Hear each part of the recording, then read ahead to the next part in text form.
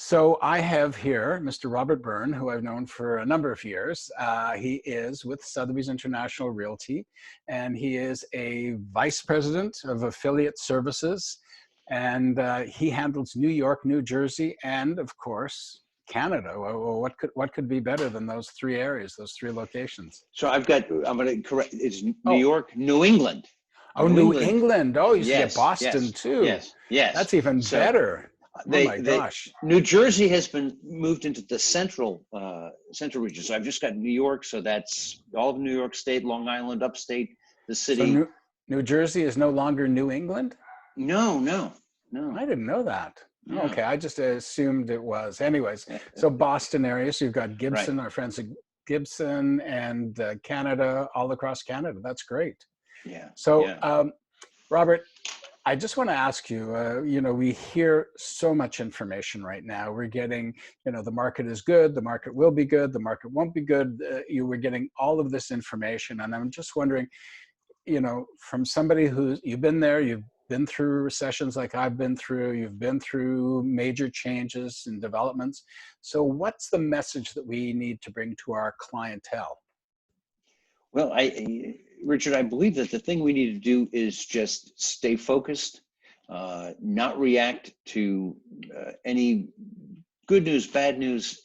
Just stay focused, be aware of what's happening, understand, I think, the underlying values of your marketplace. We were chatting a little earlier, and I said, I've been looking at data from the US data. So the last 20 years, there were two recessions in the US. There's a company called Case-Shiller. Case-Shiller reports. Yes. Right. And they're part of S&P. And you can get their information. But they tracked over the last 20 years what's happened with property values, single family resales, domestic US.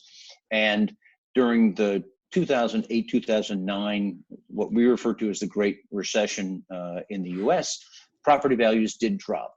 Now, they dropped in different areas at different percentages, and they came back at different rates over time. So in the Boston area where I was working, values came back relatively quickly in the city, took a little longer in the suburbs. Markets like Miami and Phoenix had huge drops and then came back.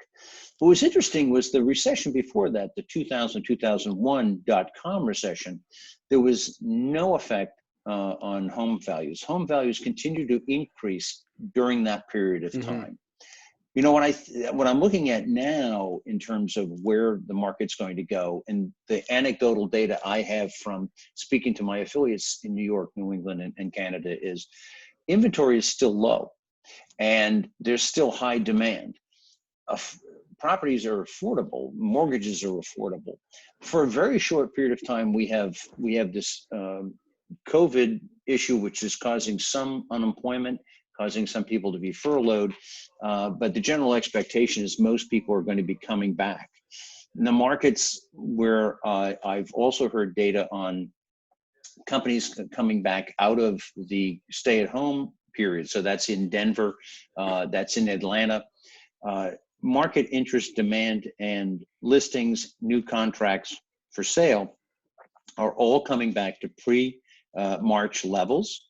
Atlanta is at 80% after about 2 weeks coming back. Wow. Wow. So I really think that, the demand and the interest is going to be there. There wasn't in domestic US, there wasn't a lot of building going on. I know that's different in Toronto. Yeah, but I think one of the things you pointed out in the 2002, 8 and 2009 was it was more of a housing issue, and I don't think this is not a housing issue. This is really a health issue. Right. Vaccine comes along, things will get better. There's the economy that is going to be of a concern for the next little while, but I think so you're still very, in the long term, we're positive. And then the reality is, as I was saying to you, I mentioned that I had a client recently say, they had to sell in 2 years, and should they sell now or should they wait until the end of the 2 years before they put their house on the market? So your thoughts on that? Well, like I said, Your crystal the ball. yeah, the crystal ball. The thing. It's what is your need now? Exactly. Yeah. What will you do in that 2-year period of time? Yeah. How will you live? How will you invest your money? And Richard, if you had 4 clients ask you the same question, I would bet that your answer is going to be different for each one Yeah. because it's based on their needs and their circumstances. And you're going to have to live somewhere. Yeah, my suggestion to them was actually in actuality, and I think it just falls in line with this, is I think that, and also there was a bit of a husband-wife issue as to, he was much more focused on the dollar value and she was more focused on the lifestyle. And I said, I think you really have to sit down, do a list of your pluses and a list of your minuses, if you do this, and then that's how you make your decision. I mean, I cannot tell you, and nobody can really tell you what the right answer is, but there's a right answer for you, Right. and that's what you have to Right. do. I think that, in any situation like that, you take a look at the best data available at the time, Yeah. and you make the right decision based on that data. Or our friend Lauren Hollering has Yeah. had a great expression she used in a conversation we had, and she said, and sometimes you don't have enough data to make the decision. Yes. Yeah. It's true, and sometimes you don't. I just was Mhm. interviewing a very good friend who is based in Toronto, and he's a big builder and everything. And he said that we are going to come out of this fine. We are going to come out of this better. Mhm. And I think that's very, very true. I think we've learned a lot through this experience, and it's a terrible experience. I mean, my heart goes out to anybody who's gone through that. But I think, you know, I know I've learned so much in the past couple of months because you had to focus a little bit more. You had to learn more Mhm. technology. You had to get all of the presentation issues. You had to, and I've been having a great time interviewing people and asking them the questions. But I do think we've gotten better. Mhm. Absolutely, absolutely. And the other thing that's really great is, and this is difficult for adults and adult learners, we've realized it doesn't have to be perfect. Yeah. We can do these calls, and there can be a little bit of a delay, or the internet can do whatever it's doing that makes it Yeah. choppy and funny and that sort of thing. It doesn't have to be perfect, but if we get to the core of it, that's really what counts. Yeah.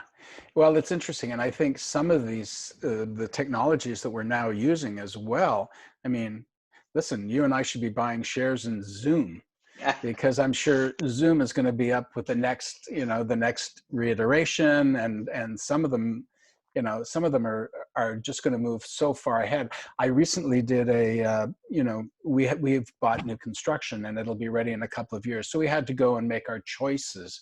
So we sat down in front of our computer, and as we were working with the designer who was on a Zoom conference, he showed us the different finishes. We picked the finishes. We saw them installed in the virtual apartment. We made all those decisions, and we didn't have to go to an office to do them. I mean, it's quite something how things have changed. It really is. In conversations I've had with agents throughout the region, uh, they've pivoted very quickly to be able to do things that we've traditionally done, but do them in a digital or virtual space.